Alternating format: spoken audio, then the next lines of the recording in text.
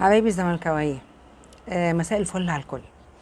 انا طالعه اتكلم علشان انا بعد البيان بتاع مجلس الاداره وانه مش هيقدم استقالته، كان نفسي اشوف بقى الرياكشن او رد الفعل ووش الناس اللي كانت بتحارب وبتطالب المجلس انه يستقيل. بس انا عايزه اقول لهم كلمه بسيطه قوي.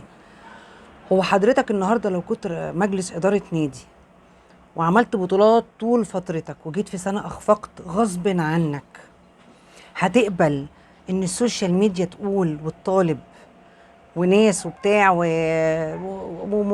وجماهير تقول لك امشي؟ هتمشي؟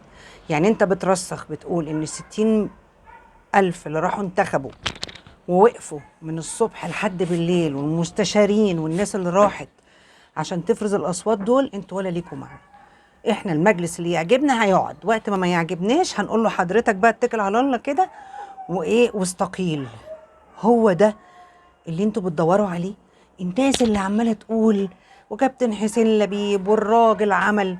طب هو انا ما خدتوش بالكم ان شيكابالا اتوقف لما تهان هو والاسر وقت تسليم درع الدوري؟ هو حد مش فاكر ان كابتن فاروق جعفر وحسين السيد هم اللي كانوا بيعملوا عقود اللعيبه؟ هو ما حدش فاكر عضو مجلس الاداره اللي كان بيقول عقود اللعيبه في تابلو العربيه؟ هو انتوا نسيتوا ساسي قال المجلس ده قالوا له اتكل على الله وامشي، ومصطفى محمد يلا امشي؟ طيب حد فاكر انه لما فتح باب تبرعات لانه ما عرفش يعمل حاجه رغم انه واخد فلوس رعايه وفلوس كذا واخد قرض ومع ذلك فتح باب تبرعات؟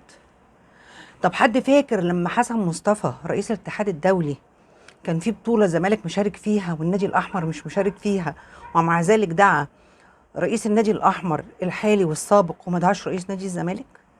انتوا ما خدتوش بالكم ان الراجل من اخر ما زهق قال العوامه والسوق والعوامه؟ هو ده اللي انتوا عايزين تروحوا له؟ هو ده اللي انتوا عمالين تفسروا وتقولوا اصل هنا واصل هنا؟ ولا الناس كانت عايزاه يجي في لجنه سنه وكده لحد كل واحد عايز يرشح نفسه يجي؟ نصيحه مني للزملكاويه، ما تسمعش كلام السوشيال ميديا ولا كلام شويه الناس اللي بتروح تهتف في المدرجات. من الاخر كده انا كنت عارفه ان كلهم هيطلعوا يقولوا بصوا قال ايه على حسن شحاته، بصوا قال ايه على شيكابالا. شيكابالا حضرتك غلط انك تبقى كابتن الفرقه وسايبين لك صلاحيات. ده حضرتك اللي اخترت عوده عمر جابر انك تقول وانت في بطوله انا لما ارجع هتكلم. ولما انت تبقى كابتن الفرقه ومسؤول عن اوضه اللبس وتقول لما ارجع هقول كلام كتير، يبقى ما ينفعش حضرتك تبقى كابتن. لان الكابتن بيلم الفرقه، مش يقول انا هقول حتى لو في مشكله وفي عجز. حضرتك اللي بتشجع اللعيبه انها تصبر. ايوه، كابتن حسن شحاته والناس اللي كانت بتقول على كابتن حسين لبيب انتوا كنتوا فين وهو موجود؟ هو حد فيكم راح اتبرع؟ حد فيكم راح اتبرع في الصندوق اللي كان عامله للتبرعات؟ حد فيكم راح دفع عقد لاعب؟ حد فيكم دافع عن اي قضيه ساعه ما شيكابالا توقف؟ حد فيكم عمل حاجه للزمالك وقت وجوده؟ لا. لو التفكير في كراسي انا بنصحكم حضرتك في السنه ونص دي هنحترم الجمعيه العموميه، وحضرتك كده كون قايمه واعمل تخطيطات وفكر وانزل الانتخابات وينجح في الانتخابات. لكن هدم الزمالك لا. الكباتن زي الكابتن حسن شحاته وزي مش عارف مين ومين والناس اللي اتقال اساميها، انتوا ما بتعملوش حاجه للزمالك. انتوا بتبقوا قاعدين في الاستوديوهات، الزمالك بيتهان وبيتظلم ومحدش فيكم بيتكلم. ما حدش فيكم مد ايده وساعد الزمالك وقت ما كان عايزه، وقت ما كان رئيس النادي الحالي للزمالك مش موجود. فالنهارده ما ينفعش اللي انت بتقوله ده. ما ينفعش تسمح لناديك وجمعيتك العموميه اللي المفروض هتنتخبك لو انت كنت عايز تترشح ان انتوا مالكوش صوت ومالكوش لازمه. انا هقول كلمه ولا حد بقى يقول لك اصل الرموز، يبقى افتكر كابتن مجدي عبد الغني قال ايه. قال انا كنت راكب الاسانسير مع اعضاء مجلس الاداره بالكامل اللي كانوا صحابي بنلعب كوره سوا، ما حدش فيهم سلم عليا.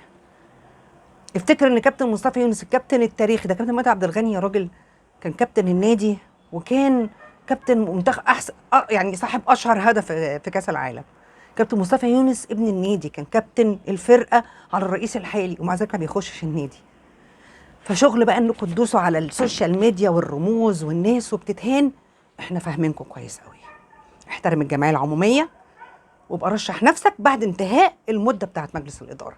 حبايبي الزملكاويه ما تمشوش ورا السوشيال ميديا ولا تصدقوهم. الزمالك هيفضل زمالك بيا وبيك وبكل الزملكاويه. واحلى سلام على احلى زملكاويه.